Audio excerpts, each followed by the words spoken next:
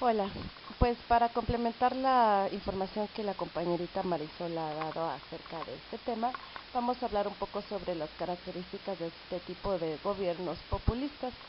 Podríamos enumerar las siguientes. El caudillismo, pues ya como sabemos, pues por la admiración a un líder, se le atribuye pues virtudes como si fueran de un héroe. Otra de las características es el exclusivismo, es decir, no solo nosotros somos los representantes del pueblo y todos los demás que no son de nuestro lado, entonces son enemigos y pues merecen nuestro repudio. Otra característica más es el adanismo. Esto pues se refiere que la historia pues inicia en ellos y todo lo anterior, todo lo pasado, pues es erróneo y la historia empieza a partir de ellos. Una característica más, nacionalismo. Esto quiere decir que suele ser excluyente y pues deriva hasta en racismo y es otra forma de exclusión social y no mezclarse con los demás pues para esparcir que nuestro sistema es superior, la organización que nosotros decimos es superior a las de los demás. Una característica más, el estatismo. Creen que la acción planificada por el Estado colmará la necesidad del pueblo, así como por arte de magia, ¿no? Y pues tienden a no creer en el crecimiento espontáneo. Una característica más es el clientelismo. Este tipo de gobernantes populistas pues no tienen partidarios, sino que son como clientes que les deben cosas como favores y toman la política pues para generar gente de su lado que esté siempre agradecida y que le deban todos tipo de favores a los gobernantes y pues en base a esto pues este tipo de gobierno pues constituye su base de apoyo. ¿A qué se refiere con la centralización?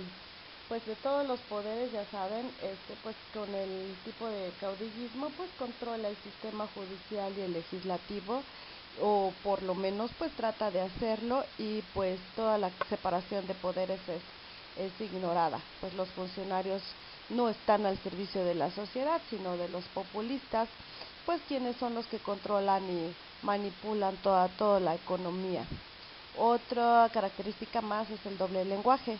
Quiere decir que las palabras adquieren un significado totalmente diferente a lo que es la verdad. Por ejemplo, la libertad se convierte en obediencia, la lealtad pues en sumisión y desaparece el civismo. El lenguaje siempre es agresivo y el enemigo es un vendepatria, es una persona entregada a los peores intereses. Obviamente todo esto pues a favor del del poder populista.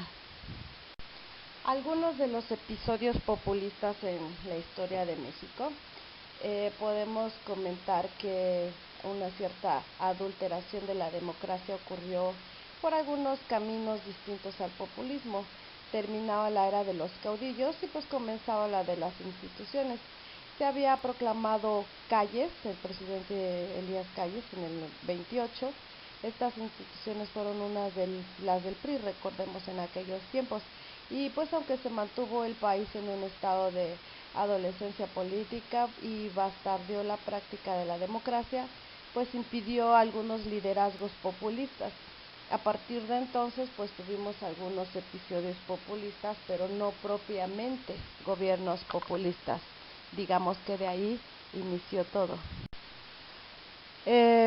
Cárdenas fue un presidente revolucionario y buscó cumplir al pie de la letra nuestra querida Constitución del 17. Esto pues lo convirtió en un gobierno popular para ese entonces, pero recordemos, no era un populista. Sin embargo, Luis Echeverría, sin tener dotes de mayores de discurso político, pues intentó concretar personalmente el poder a la manera populista, pero cuando quiso crear una base sindical propia por encima de las instituciones vigentes en ese entonces, como decir el PRI, Fidel Velázquez pues lo rebasó temporalmente por la izquierda, amagó con la huelga nacional y pues lo puso en su lugar, lo cual pues ya no fue un gobierno populista. Por otra parte, el presidente López Portillo, sí era un campeón, digamos, de la oratoria y pues cautivaba a las masas, pero lo hacía más por vangloria que por ambición. Y aunque ambos dieron un uso populista de los recursos públicos y no dejaron de, pues fatigar a los enemigos reales o a los que eran fingidos, pues su poder era institucional, no personal, y pues estaba a los 6 años.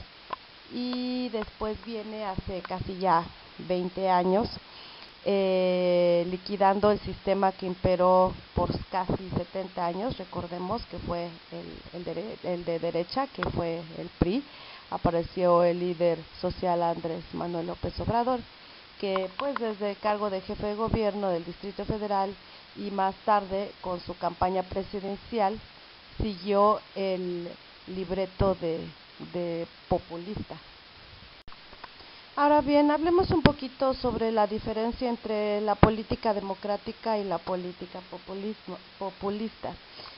Recordemos que el populismo pues busca políticas que reflejen que mejor sean a la preferencia de los intereses de la ciudadanía.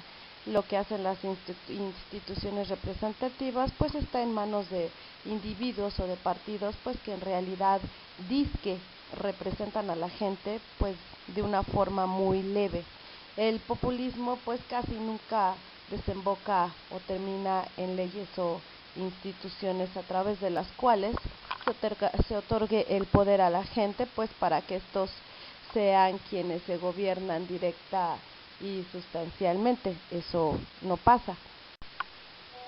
Sin embargo, lo que pasa en una democracia, pues ahí la gente sí gobierna, la gente constituye la ciudadanía, pues que se extiende a través de la población, pues para incluir gran cantidad de individuos que podrán definirse propiamente como la gente o lo que es los pobres, ¿no?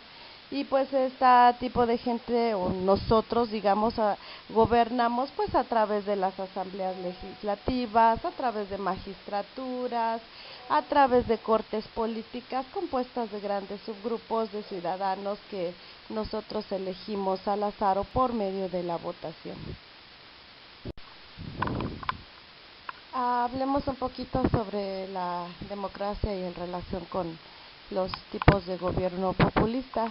Hablemos un poco sobre, por ejemplo, el tipo de gobierno. Aquí lo ponen como B por alusión a Berlusconi, pues que se considera oportuno o garantizar la inmunidad del presidente pues al ejercicio de la acción penal, con el argumento de que pues ese presidente que ha logrado las elecciones se encuentra por encima de los demás poderes del Estado, pues con el aval de la legitimidad que otorgan los sondeos de opinión en los que se refleja la voz del pueblo.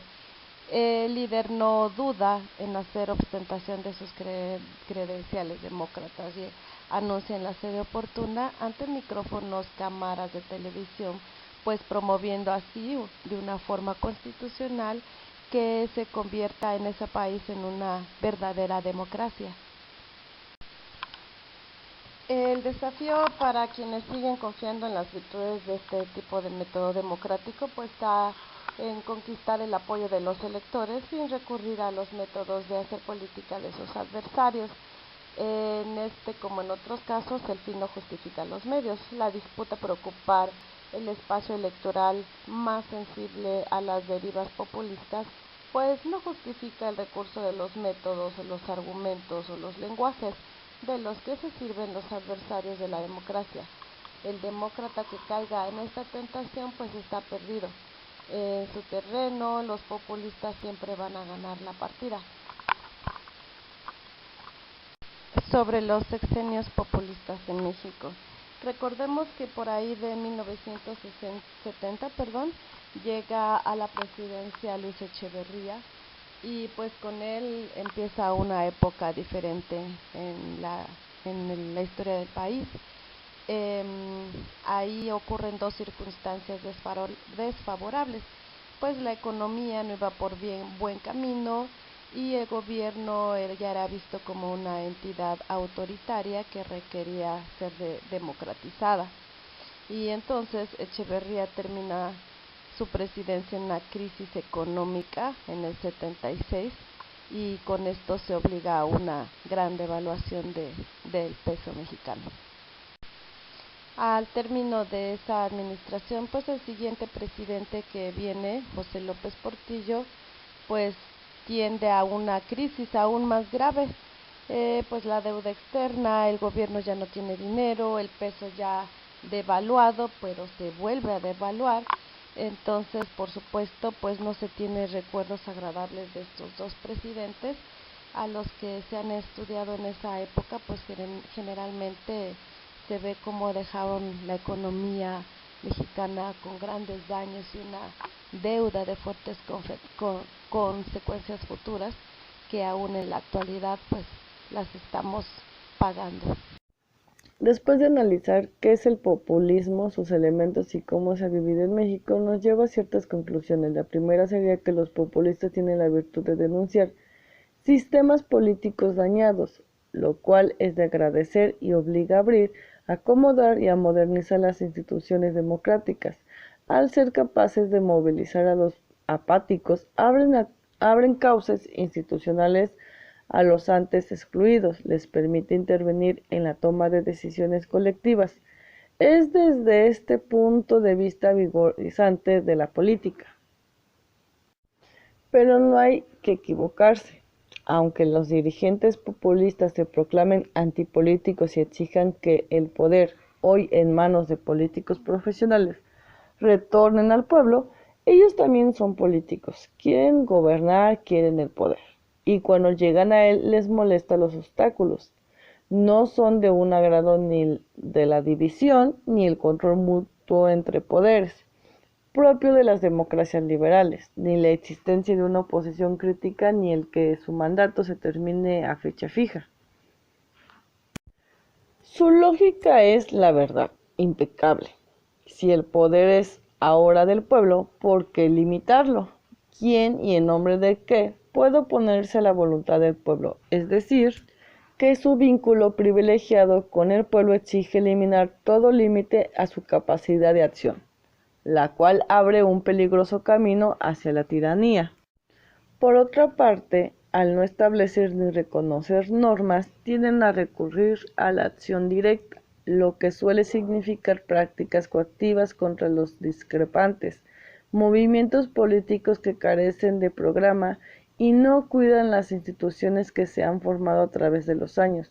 Es una adulteración de la democracia. Lo que el populista busca, al menos eso ha sido la experiencia en México, es establecer un vínculo directo con el pueblo por encima, al margen o en contra de las instituciones, las libertades y las leyes.